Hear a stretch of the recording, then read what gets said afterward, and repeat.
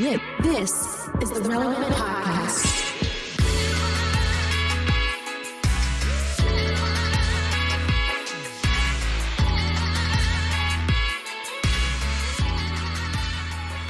It's episode 1105, and it's the Relevant Podcast. Here in Orlando, I'm your host, Cameron Strang, and joining me from Loverland, Virginia, it's Jesse Carey. Hello, hello. From Nashville, Tennessee, artist, producer, mogul, Derek Miner. What up, though? Just down the road there, our managing editor, downtown Emily Brown. Hey, y'all. And from Los Angeles, California, male model, olive oil connoisseur, rapper, producer, dancer Gymnast. from Social Club Misfits, it's Marty. What's going on, guys? Gymnast. Are we gonna use that one? Mustache aficionado. From liberal I like California. It comes, just kidding, I From don't know. liberal Your audience, anytime. Coming to you live from Hollyweird. Derek knows this. This is something me and Derek can relate to. So Derek, I was at an Uprise festival this weekend, one of my favorite festivals. Okay. We performed many times. Yeah, it's lit. Anytime, So whenever I talk to like fans and they're like, hey, so how's Miami? I'm like, well, I just moved. I tell people the faces that people give me when I tell them I moved to California, it's almost like they can't believe it. They think it's a war zone. They think people are murdering each other. It's such an amazing. I'm like, no. You moved to Hollyweird, bro. Yeah, that's I'm like, what happened. people just surf here, and that's pretty much Coming what to you people live do. from Hollyweird with a fresh injection of the woke mind virus. Yeah, woke mind virus. Marty, welcome to the show. Every time we take a little.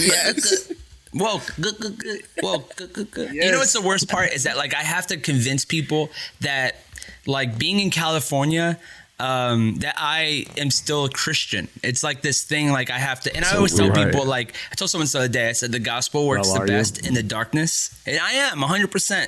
I love Jesus. I love my church. I love my community, my friends, my everything. But like, I feel like the gospel works better in the dark. It doesn't work better in the light. So when we go to places, like I don't even think I think Florida's worse. I think Florida people hide their craziness and then it comes out of nowhere. California, They don't hide it. Bro. No, we don't hide California, nothing down you never know. You'll honk the horn at someone in Florida and they'll just come out and then they have like a mohawk and they have like a hat with like fake hair in it and they'll be screaming at you with their hey dudes on and you're like, what's going on? I didn't think this guy was going to beat me up. In California, people are way more chill. They're like, leave me alone. Who cares? Who cares? It's because they're high.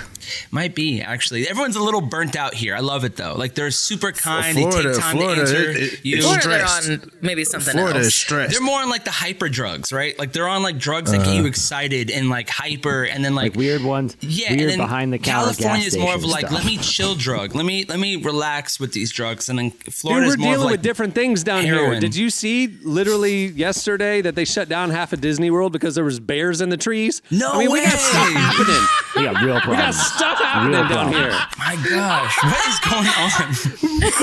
Shamu is in a tree. What? How did that happen? That's the thing. Everyone wants to talk about California problems. You don't have Are you problems like we're are you shutting kidding down. me, bro? The That was Underground Railroad. There was a family looked up in a tree. There's a bear, a wild bear, just hanging I out. think- And they had to shut down 12 What kind rides of and bear clear was it it? out. A Florida bear. was Just the amazing. you know the Florida brown is bear, the black bear, the black bear. I think each of brown them are bear. different. Florida- According to Look, Dwight I'm Schrute, telling each you. of them are different. One will kill you. I'm telling you, if we're looking for the gateway to like other dimensions, it's in Florida. Everybody's I chill think- in California. Down here, we're a little stressed out. Leave us alone. We I got to think- deal with stuff that I we're think going having to a deal with. live bear in the amusement park actually enhances the excitement for the day. That's what I'm saying. Like, to be honest. Oh, it definitely does. It's memorable. Yes, you will never forget that day at Disney World. ever. Where we lost Timmy to the cocaine bear. All right. We have The a great show in meth store bear for you in today. Florida. Levi Lusko joins us. He's a pastor and author, friend of the show. We also, at the end of the show, Jesse doesn't know this, but you guys have been sending in more Storytime requests. So that's happening at the end of the show. And stay tuned up next. It Slices. Out of sight, out of my mind. I don't know how to be there. I know how it feels to you. Our lexicon is gone when we dance all night. When we dance all night. Our lexicon is gone when we dance all night. You're listening to Vagabond. The song is Lexicon. Okay, it's time for Slices. What do you have, Jesse?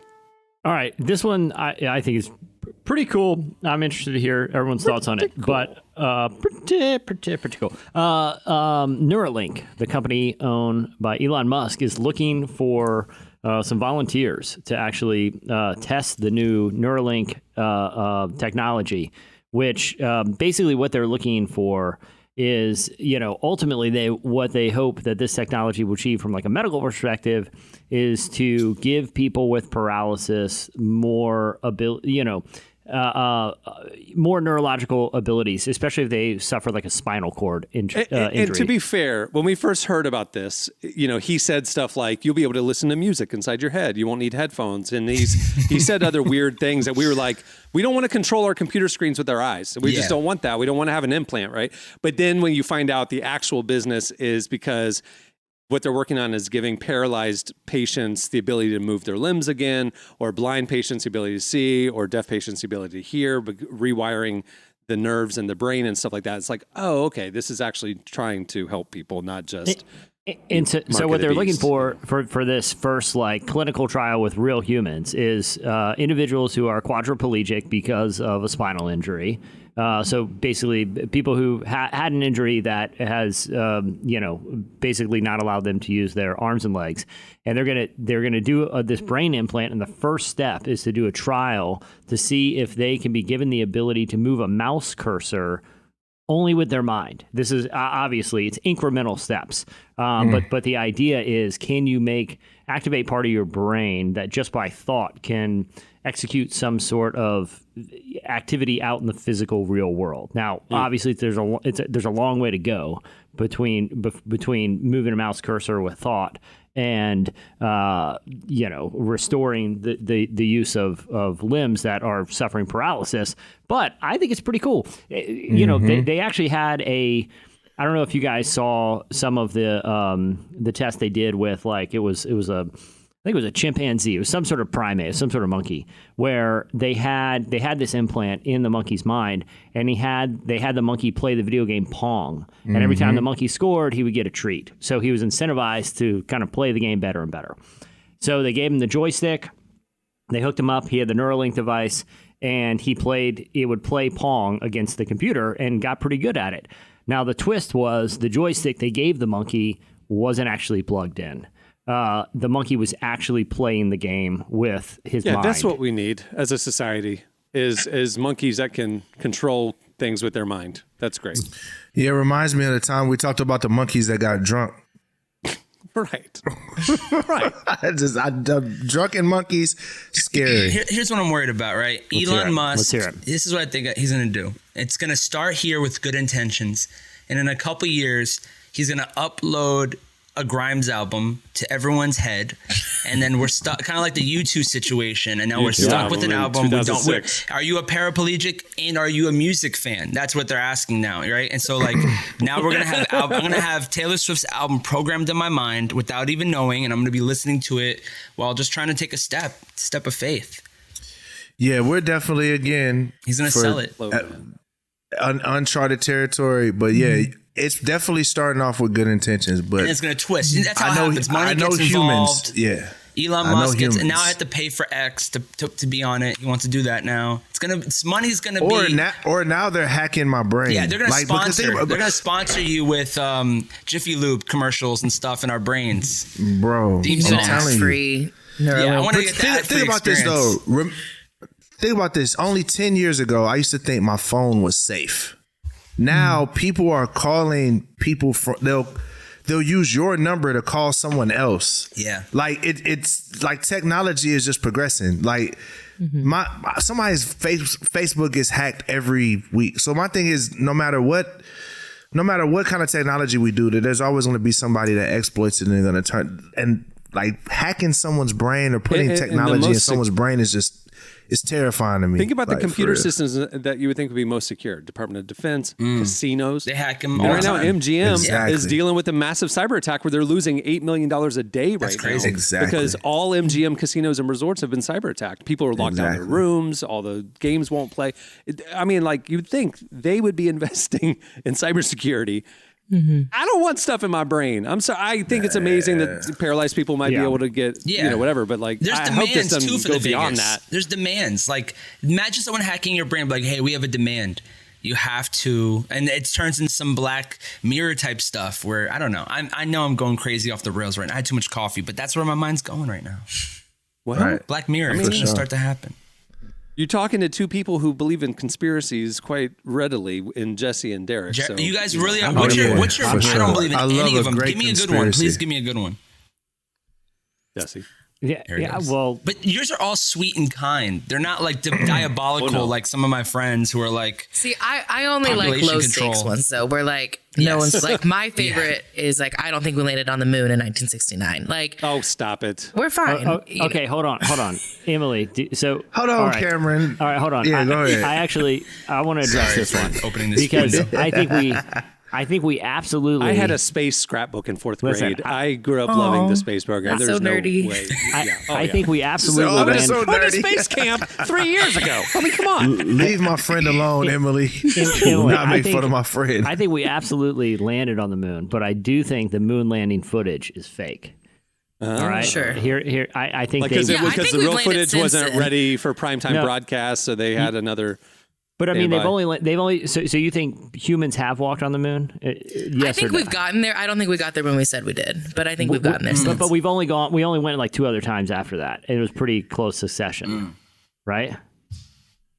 I think didn't it's have a cap. space scrapbook, I Cameron. think the Apollo missions were pretty Real close problems growing together. up. I didn't get to go to camp. You know, I had But I do. real problems. Just kidding. If you Parents are watch, getting divorced. there's- What do you guys have? there- there- Just kidding. Just kidding. Just kidding. the real interesting conspiracy, and you could go watch YouTube breakdowns of this, is that Stanley Kubrick was hired by the U.S. government Oh yes. to fake the moon landing footage because he was the world's best filmmaker at the time, and he used natural effects. And his film, The Shining, is actually his coded confession to taking part in this government plot. Now, there's actually a scene where the kid in The Shining is wearing a NASA shirt with a rocket, and he like moves these toys in a certain position. There's some very compelling evidence. You don't think that- he just did that as an homage because of the rumblings, and he kind of thought it would be funny to like mess with people? I mean, that's more likely. Here's He my was like thing. trying to confess in a movie. There's some. Why there's- in the world have we not went back? We're about And to. huh?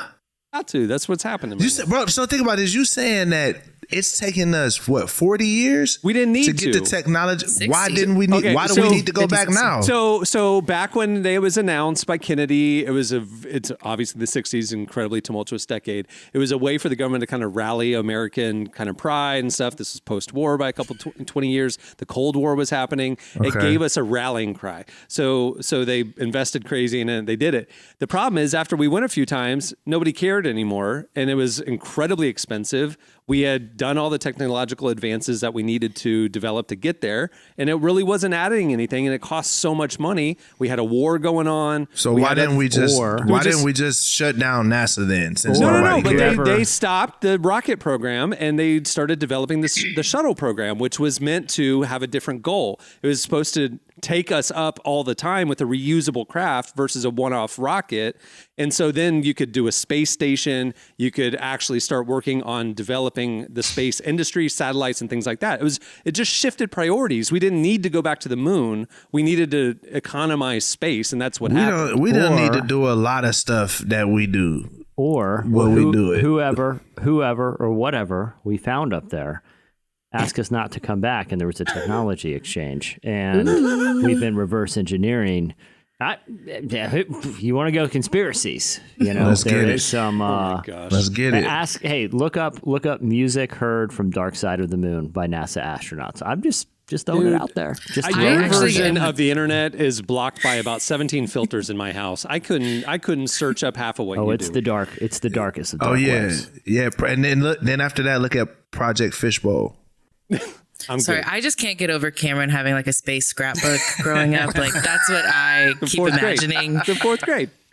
I loved it. I got Neil deGrasse Tyson over here. He's telling us all the facts. I loved it.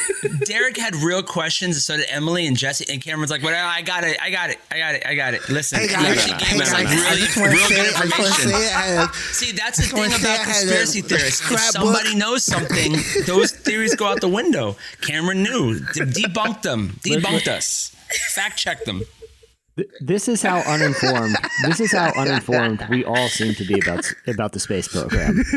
The standard for expertise, credibility is one of us had a scrapbook about space at the age of 9. No one listened to anything we're saying. Another conspiracy theory is that that all the scientists, or a lot of scientists from NASA, were German scientists that had. That's not a conspiracy. That's Operation Paperclip. Werner von Braun was a Nazi scientist who we recruited and didn't get the Nuremberg trial because we wanted him to come over and develop the V2 rocket, which got us to the moon. That's history. Annie Jacobson has a great book about that. Jesse, did you also have a space scrapbook? Is this your way of telling us that? He has a conspiracy scrapbook. I do want to clarify. It's everything is written with magazine letters that I cut out, and all the eye holes are poked out all the pictures. It's Very conspiracy. I do want to clarify. I first heard the conspiracy that we didn't land on the moon when we said we did from my science teacher in high school. Yeah, right. So, well, East Texas doesn't count. No, I was in the Dallas suburbs. That was Dallas. Oh, that's cool. Yeah, that's actually just the Texas public education system. Well, Shout out again, I teachers. wouldn't rely on the Texas. Anyway, all right, Jesse, did you say your slice? Yeah, That was the slice. Neuralink. There you go. All right, what do you got, Derek? Yeah, all right, so Bernie Sanders is backing. Well, first of all, before we get into that name, the UAW strike is happening right now. This is very near and dear to my heart because my mom worked for General Motors for most of my life growing up. So she was a proud member of the UAW, et cetera, et cetera. And for those of you that don't know, the auto companies got bailed out, what, 08, right? Was it 08 when the auto companies got bailed out? And since then, they've had record profits, but the employees have been overworked and underpaid. So they have 4 key points as to why they're striking. One is they need a raise. They're like, we want a 40% raise. And the reason that I think it's 40%, I think the reason I asked for that is like, since 08, we haven't had scheduled raises. So we need a back pay for that in a sense. And then another one is a 4-day work week, which is 32 hours, and Bernie Sanders is backing this 4-day work week. And the reason he's saying that, his whole platform is that that's probably the reason Americans are overworked, and that's the reason why life expectancy in America is declining, which I tend to feel the same way. Think about this. We're the richest country in the world. Like, the rich people I know don't work as much. They get money to work less. And that's not everybody in the country is rich, right? But we know that we generate enough money where I think people can have a 4-day work week. I think that's the rational. argument that I've seen is that when the 5-day work week was established by Henry Ford back in the 20s, it was obviously an address to people were working way more than that, right? So he's like, let's put, a work week together.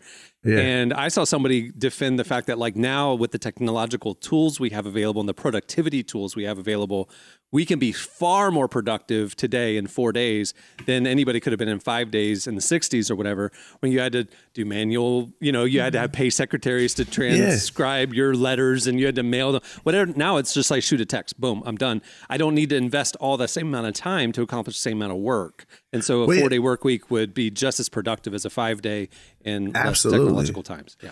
Absolutely. And the truth of the matter is people are stressed out for a low amount of pay. So it's not just 4-day work week. It's a 4-day work week, same amount of pay. Yeah. Right. So it's not, let's cut off 8 hours. It's like, no, let's pay people more, let them work less.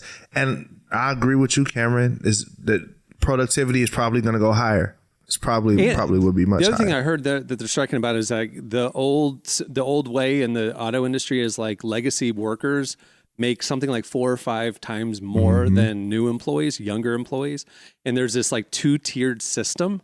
that is a remnant of an old labor agreement. And like, so that's another thing they're fighting to abolish is like you paying even younger, newer workers the same as like legacy career workers, you know? So, well, to my knowledge, that was part of the New Deal. I guess in '08 was these new workers weren't going to get paid that amount. Right. I guess in order for the companies to survive, right? Yeah. In order for those companies to survive. So everybody else was grandfathered into the old way. But now you got these new workers that are coming in that are really, really underpaid. Like they're breaking their back. They're doing the same amount of work and they're not getting next to anything. It's embarrassing at times when you look at what some of these people make over the time that they've been there. Right.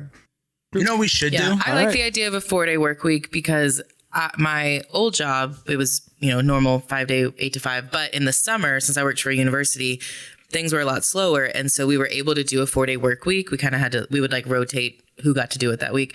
But it was honestly so nice. And like, I still got all my work done at the same time. And then I had 3 days to rest. And it was like having just one extra day to get stuff done around my house or to relax more or do something. Like I came back in the next week and it wasn't like, oh, I have to go. Okay, I got a full week ahead. It was like, okay, I can do this. Like I'm coming from a place of rest. I wasn't stressed, like I think there's a lot of benefits mentally and just knowing that there are very few jobs that I think need to work 5 days a week. There's a lot that you can do it in 4 days and 32 hours and you're fine. We're the richest, most technologically advanced country, period. There's no reason why everyone should be so stressed out. Like I think we should add an extra month to the year. Do. I think that would solve our problems. That's crazy. An extra month of the year. Every month like is 28. Every month is 28 days. We have the same amount of. Every weekend is like a certain mapped out weekend. 4-day work week. I want all that. I want to live in communist Argentina where they do these things. Just kidding. I'm just kidding. That's my that's my past life. Last slice. What do you have, Marty? Hey, all right, guys. I got the best story of all. I'm really happy actually about this one. All right. So here's a story. Journalist names her baby Methamphetamine Rules. That's the full name. Methamphetamine Rules to test the country's naming regulations. An Australian journalist unintentionally named her son Methamphetamine Rules. According to the unintentionally, just was testing out, submitted her son's name to New South Wales birth, deaths, and marriages as Methamphetamine Rules. We thought, this is what she says, we thought we would submit the most outrageous name we could think of, assuming it would be rejected. But it didn't turn out that way. Unfortunately, it slipped through the cracks. A spokesperson confirmed that the name slipped through and that even though they had strengthened the registry's process, it's very highly unusual and they're going to work with the family to change the name. But, what do you guys think about Lil Methy? That little cute meth. Methy. It's gonna have he's gonna have the worst life ever. That's number one. Yeah. You can name yourself whatever. Like Subway just did a thing. They'll pay you $10,000 if you change your legal name to Subway. I do think so. So the reason they had to submit it, I think in Australia there's a few different rules when it comes to name registry. That's why she was testing it out because it's there are some restrictions on you can't name your kid just kind of to protect the kid from being called Little Methy. Yeah, like Metha. But, imagine that kid introducing himself in front of class. All right, everyone, there's Jackson, and over there, there's Carlos, and then Methamphetamine Rules. You know what I'm saying? What a great... He's going to go to rehab. He's not going to go to elementary. Yeah. But I was reading something about this because I was like, that is insane that they just kind of risked it and then it also happened. Because it's their third kid, too. There's something, I think, with Australian... registry, even if they change the name, I think there's always going to be a record that they initially were named. That's amazing. Baby meth.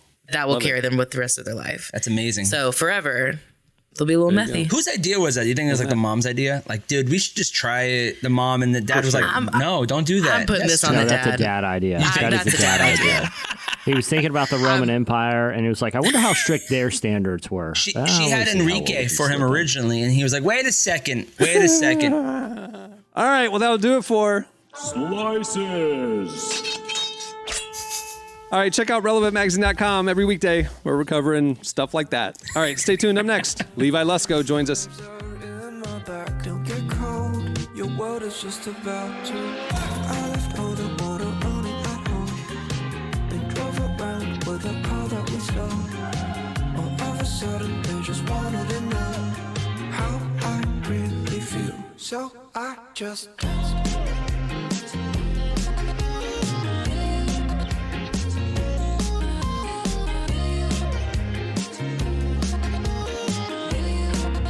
You're listening to DPR Ian. The song is So I Danced.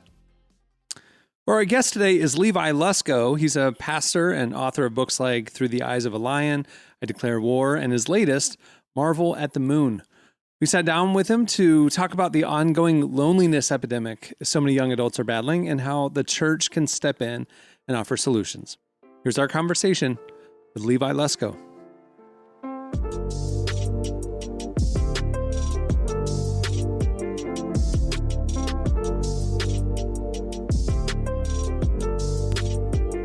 Well, you've got a new children's book out that talks about battling loneliness, but I feel like that's something that also affects adults just as much. Why do you think this generation is struggling so much with loneliness these days? You know, loneliness and anxiety, like you mentioned, is not just a current problem. We have to always remind ourselves to ground ourselves in true history. It's a human problem. It's always been a thing, but it is in our country, in our culture, something that we have the privilege of dealing with more and more because we are capable of being complicit in our own suffering. And we are, in the sense that technology and the modern age has allowed us to build lives where we don't talk to strangers anymore. You know, we used to stand in line at the bank. We used to stand in line at the grocery store. And now we don't even have to have a driver in our Uber in major metropolitan areas. There's autonomous self-driving vehicles that can take you point A to point B without even the banalities of conversation about the weather with a stranger. And you have Instacart that allows you to say, leave the groceries at the door. Don't even ring the doorbell so I can come out of my lair only to snag them quickly. And we shut the garage doors before we get out of our cars. We shifted from being a front yard people to being a backyard people. And then now we wonder why we're miserable when loneliness has been proven to be the same on your body as smoking 15 cigarettes a day or having 6 alcoholic beverages per day. It's bad for your heart, bad for your immune system, bad for your inflammation. It's terrible for you.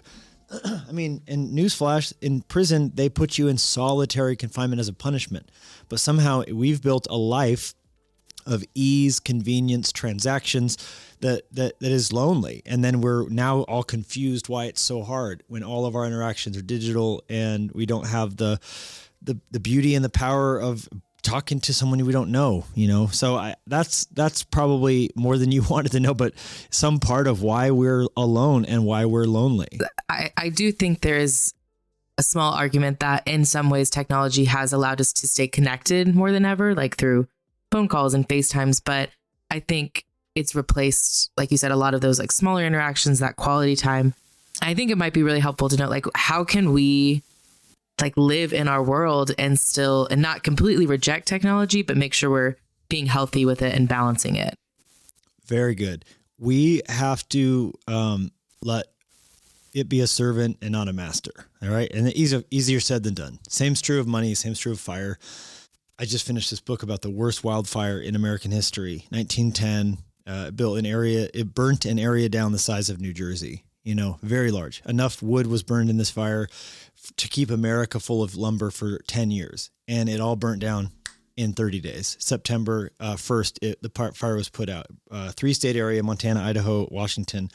And I had never heard of this fire. I lived in this area for all these years, never knew about it. The Maui wildfire prompted me to look into it more. And so fire is great because it helps us drive cars, internal combustion, heat our homes, all the pleasure of a bonfire, but it's a bad master. It's a great servant. So loneliness and technology, it's going to be the dance of us enjoying the beauty of an Uber, because that's amazing, but then also at the same time, not letting it be our master. So one thing that helps is, like, when I sit on an airplane, you know, it's easy from the moment you get on to the moment you get off. You wear your AirPods till you get on, then you transition to your bows, and instead like talking. Like I had this most wonderful conversation with a woman on a plane the other day. Her husband died of COVID in 2021. They had been together since they were 14, but because she had COVID too, they couldn't even be in the same room while he died. So they FaceTimed to say goodbye. I mean, I'm like bawling on this plane talking to this lovely woman. It turns out her son is the keyboard player in the band Journey. Like I got off this plane and I called my wife. I'm like, I'm a fan of Judy, this woman I just met. And I could have shielded myself from that whole conversation with technology. But when we actually just talk to someone and get in their world, it was so, we got to have the greatest talk. And I encouraged her to write this Storyworth thing down where she can write a book basically about her life experiences, give it to her kids. Cause she was like, I feel like I have these stories that no one wants to listen to, but my kids one day will want them. So anyhow, I think all I'm just trying to say is if we just take our headphones off every once in a while and open ourselves up to what we think is an annoyance, it's actually going to be so good medication for us just to talk to people. I do think a lot of people, particularly in my generation, I want to be careful with this. They use the excuse of social anxiety as a reason to not be that person to initiate a conversation or to put themselves out there. And I'm just curious, like what are practical ways that we can maybe get over that social anxiety or push through that? Gabrielle Reese, the volleyball player, was interviewed recently, and she said, just go first. Go first. Smile. Look up from your phone. Say hello. Take the bullet of going first. And once you do, you'll find almost always a relief that they were waiting for that too, but they were afraid as well. We're all afraid. We're all anxious about talking to strangers. We're all preconditioned to be on our feeds if we do have to stand in line at the post office. But I think when you just put the phone in the back pocket and just go first, how's that going? Or how's that coffee? Or, I don't know. I think when someone's got to fall on the sword, and once you do, it's almost this beautiful surge of like, oh, wow, you're noticing me, you're seeing me, you're carrying me, and what's crazy about it is you walk away from that experience always more blessed by giving than had you just focused on receiving. So I heard someone say once, look for lonely people. I think if you kind of become a person who walks into an environment and just instead of thinking about yourself, just goes, I wonder who's lonely in this room. Who can I befriend? Who can I just chat with? Who can I make laugh? Who can I make smile? We all love the flight attendant or the person, the hostess or host at the restaurant who just looks like they're enjoying life and not dreading it. And if you can kind of be that and just be a source of joy, try and channel your inner Bob Goff, walking into things. Because I'm the same way. I'm an introvert. I give me a long book and a big cup of coffee and I'm happy, but I always walk away somewhat blessed if I just take a second and talk to someone. I think a lot of people too, they maybe recognize they're lonely and they maybe hear like, I just need to put myself out there, but they don't even know where does that start. So like what's like a good first step for someone who wants to like push back on loneliness? Well, I mean, I'm a pastor, so you're going to hear me say something that's going to feel self-serving, but I think the church is one of the best places in the world to meet lots of different people from lots of different backgrounds and areas of life. And sadly, there's a very famous book by Robert Putnam, Bowling Alone, that really exposed the breakdown of not only churches, but also in our culture, institutions that were traditionally good vehicles for meeting strangers have gone away. Bridge clubs, sewing clubs, bowling leagues, all those things are going the way of the dodo bird. And I think we have in the church one of the last remaining, outside of pickleball, which is kind of everyone in the secular media is kind of heralding as the panacea for all male loneliness, specifically because men do struggle worse than women statistically at having close friends and maintaining them specifically through their 30s. But I think when you do something like join a small group or, and if you're like, oh, I'm not a church person, well, then go to a bingo night at a bar. I think if you go to an environment where you're going to kind of have to interact with people, I think you're not going to regret that. These digital caves, binge watching, The Bear, as good as that show is, because we have these tools that now are kind of like the Midas touch. And turns out turning everything to gold is hard to eat anything, you know? Yeah, I think that totally makes sense. Before we wrap up, I just would love to know, do you have anything you want to say to someone who's struggling with loneliness?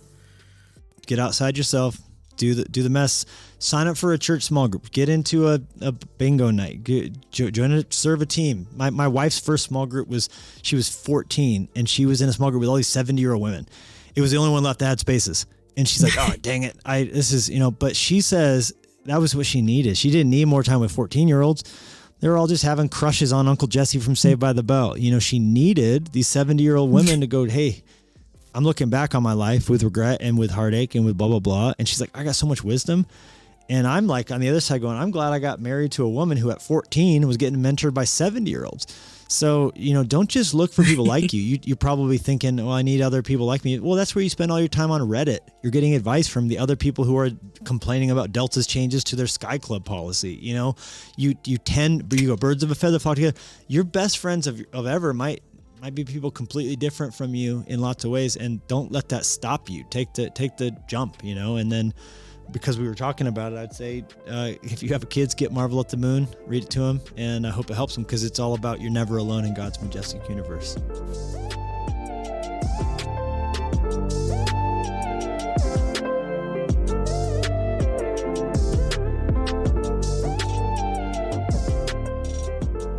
That was Levi Lusko. Make sure to check out his new book, Marvel at the Moon. All right, stay tuned. Up next, it's Storytime with Uncle Jesse. I don't want to close no doors. Unlimited horizons, getting mine and yours. Until it's time to rest, I'll do what I do best, and I'll learn to live with less. Where's my oasis of freedom? Where do I put this feeling? You're listening to Hot Freaks. The song is Lioness. Hot Freaks. They kicked me out of the band. I was to say, I named new the name band. for the They kicked me out. podcast. Yeah. Hot Freaks. All right.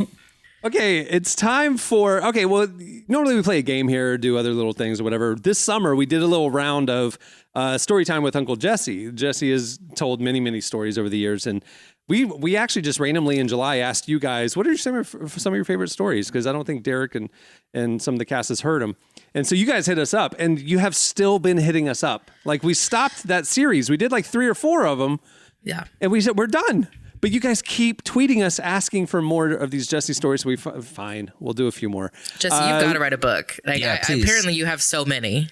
Little programming note. Derek had to step out, so he won't be here for this segment, but the other 4 of us got it. So, all right. So Karen Stepko, Jesse, she wants to know, she wants to hear again about the lion costume. She said, although when I think about that story, it's actually a little more sad than funny, but she wants you to tell the lion costume story. This could literally happen to anyone. Nope. It was elementary school, and for some reason, I was under the impression that the big elementary school party, again, years have gone by, almost a lifetime. Yeah. So so some of the details are foggy. All I know is I came home from school with the distinct impression that the big elementary school end of the year party was a costume party. Once again, don't know why I believe this. I informed my mom, who spent about a week preparing pretty dope lion costume. Face paint, mane, full body suit. Wow. And we show up to the party. She drops me off. I walk into the auditorium, or what do they call them? Gymnatorium or whatever. It's like the, we're the same one where you eat and do the little rollerball. I get dropped off, walk in, and I'm full lion costume, and realize it's not a costume party, and I'm just a random kid dressed as a lion all afternoon. Now, the thing about a lion costume, especially a onesie one like that, it can't really change. There's no going back. It's not like you're a football player. Were you kind of known as that for the rest of your career, your Lion educational life? Lion Lion boy. boy. Yeah, it was. Thankfully, I I mean, I think I just didn't acknowledge it. Like, if you're Oh no. just an How'd you go to the unacknowledged bathroom if it line. was a onesie? Did you have to take off like the lion mane and everything and like just slip out of it? Like, how'd you go to the bathroom? This is how if it's a one-way? this is how you and I are different. I would have walked in and seen the gym full of regularly dressed children, and I would have immediately run to the bathroom, sat in a to your stall mom, yeah. until my mom came and picked me up. Like, There wasn't cell nobody had phones. seen me. I just didn't show up. You know? Wait, what did you tell your mom that she made a costume for nothing? What's that? Did you tell your mom that she had made that costume for like no reason? Oh, I'm sure. Well, it wasn't for nothing. It was for a lifelong traumatic memory. Do you have pictures of this, Jesse? They've been destroyed. Okay. Ben Collins wants to know about Biker Fox. Oh, I think he's still around. No way. There's no way he's still around. So in Tulsa, Oklahoma, there is an individual who rides a mountain bike through the streets, and he does one, and it's a mountain bike, and he wears like a tight biking suit. Y'all just And- Google real quick Biker Fox Tulsa, and you'll see everything you need to. He's understand about this guy. basically a local celebrity. And what he does, and he has one trick, which he rides very fast. He jams the front brake of the mountain bike and jumps over the handlebars and lands on his feet. That is his one and only trick. Okay. Sorry, I just linked him up too, and this Did you see his face? Do you see his face? Like, hold on. Can I just? I wonder if I could post he this has a photo in here. movie. Oh, I've seen the film. And he does it in the middle of intersections. He stops traffic and does it to get attention. And I had a college radio station at the time, and we did our You first didn't have a guest station. You had a show. a show on the college radio station. And we were able to contact him and had him as a guest on our radio show. It was one of the most intense and awkward 2 hours of my life. And shortly thereafter, he wouldn't leave. Shortly thereafter, the school canceled the show. But Wait, what happened in those 2 hours? a lot You of didn't get call-in the joke, questions. right? What joke? Exactly. Like, you guys brought him on ironically. He came on thinking you guys think he's awesome, and like there's nothing worse than that. You know. Yeah. We This had is his John lion Tesh. costume. We had John Tesh years ago. We had John Tesh on this show for the full episode, for the full hour of John Tesh. The great thing about John Tesh is John Tesh gets the joke of John Tesh. Nickelback does not get the joke of Nickelback. Biker Fox does not get the joke of Biker Fox. So it's very unfortunate. You know who he looks Do like? you regret bringing him on since you got your show canceled? No, I regret nothing, and that's what I told the station manager. That's not the only reason why you got your show I did canceled. prank It's because you're calls on crank the calling air. famous names in the phone book on the air. We called Larry Bird and asked him a lot of Celtics questions. Just a man in Tulsa. named That's Larry- amazing. Among the celebrities, like there was a Thomas Cruise that lived in, and so we advertised that we were having Larry Bird and Tom Cruise on, and we just called. That's these people. incredible. That's Did they- And journalism. we weren't lying. How did people react? Like most of the time, how did they react? Did they like hang up immediately, or did they try to play along? Well, it was a slow process. We were able to bait them into the we told them we were calling for a radio station, had some questions for them, and then over the course they understood and then hung up angrily. But listen, we're trying to spice it up a little. I mean, that's half of our cover stories is just calling famous people who don't want to be bothered. Yeah. Yeah. That guy, that biker, you know who he looks like? He reminds me of like the dad from That 70s Show. If you don't know what he looks like, he looks like that guy, skinnier. With a mullet. With long, With a mullet. longer mullet hair. That's But still exactly bald what on he top. looked like. Yeah. He looks like that, That guy, if he lived in Florida, He looks more like the RoboCop villain version, not That 70s Show dad version. Like he looks more of like scarier, like Haunted Past, like Atlantis Morissette with the Haunted Past, tattered. Jesse, future. did you have him do any of his stunts like in the studio or something? Like, what did you talk to this man about? Fitness, his life. His outfit, How did you end up like this his kind of a thing? philosophy. Yeah. his traumatic brain injury. No, I'm joking. That's messed up. Well, there's more where that came from. Unfortunately, we have to cut things a little short. I had one or two more. I might bring them up at another show. So, well, before we wrap things up, I want to thank Levi Lusko for joining us today. Make sure to check out his latest book, Marvel at the Moon. It's available now. Also, head over to relevantmagazine.com. Every weekday, where we're covering the intersection of faith, culture, and everything in between. Or we're publishing the latest stuff that's happening. We have great think pieces and features each day. And of course, you can check out our magazine content there as well for free.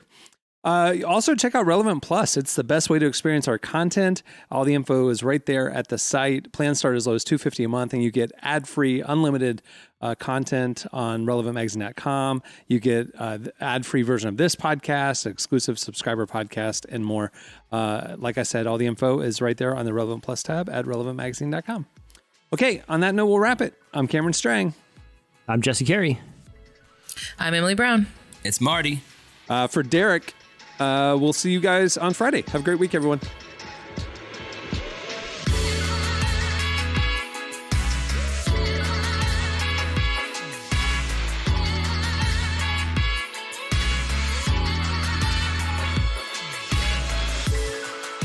Thanks for listening to the Relevant Podcast. Check out our features, interviews, and news updates every day at relevantmagazine.com. And make sure to follow Relevant on Facebook, Twitter, and Instagram for the latest. For more great podcasts, browse the shows on the Relevant Podcast Network, which you can find at our site. And while you're there, don't miss the all-new era of Relevant Magazine. A new issue releases every other month at relevantmagazine.com.